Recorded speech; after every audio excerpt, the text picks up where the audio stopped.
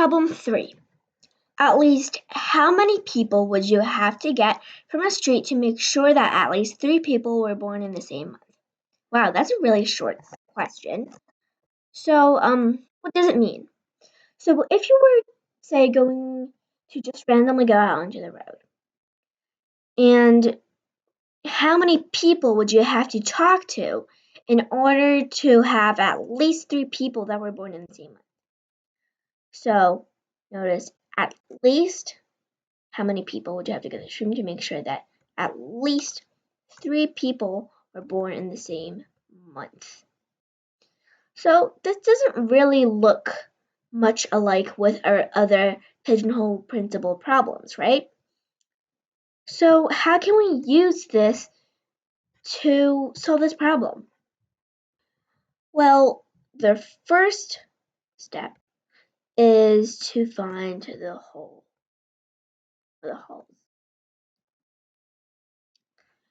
So let's see, what are the holes? Well, remember from the last video, we learned that holes are just kind of like categories. So something that's applied to each pigeon. So each pigeon is assigned one hole. Each person you can think of is assigned 1 month. So the hole is the number of months, and that's 12. So there are 12 months. Now we're trying to find the pigeons. So what are the pigeons in this case? The pigeons would be the things that are assigned by the holes. So that would be the people.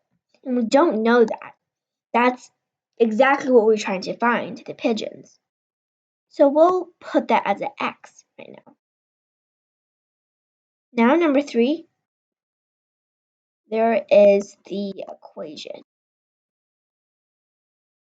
So using this 12 and X, how can we get the equation?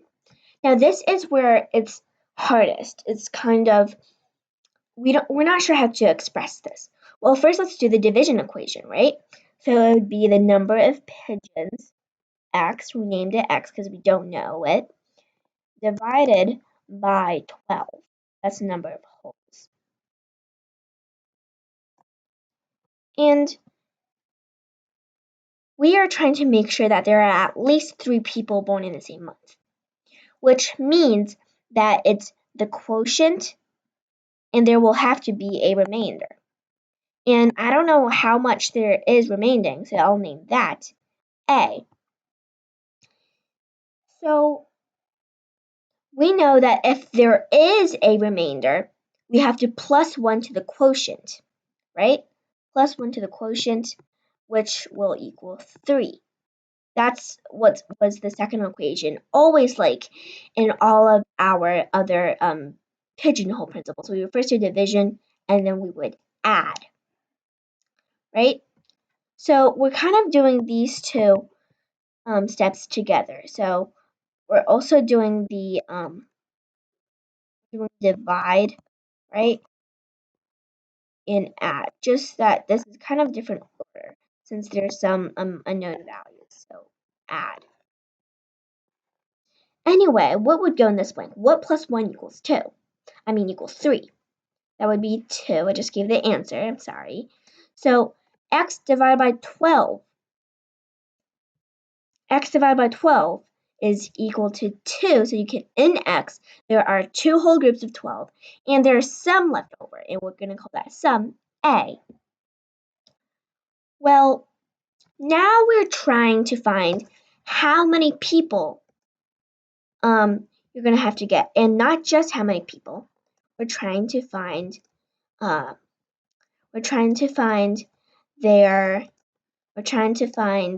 least. Notice how I highlighted that. How can we find at least x's? What is the least possible value for x? Well, that we first have to look at the remainder, of course, the remainder. So what is the range for A? The possibility range for A would be from 1, because if it was 0, there would be no remainder. So 1 all the way to which number? Well, you see, our divisor is 12. So A's possibility range would be from 1 to 11, because 11 is 1 less than 12, our divisor. Remember, in division, if your remainder is greater or the same as your divisor, then you should have added another group of the divisor to your quotient. Okay, anyway, now we know the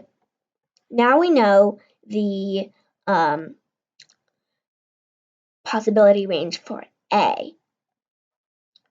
So let's first try. So if A was 1, all right, if A was 1, then X would equal 1 plus 2 times 12, which gives us 25.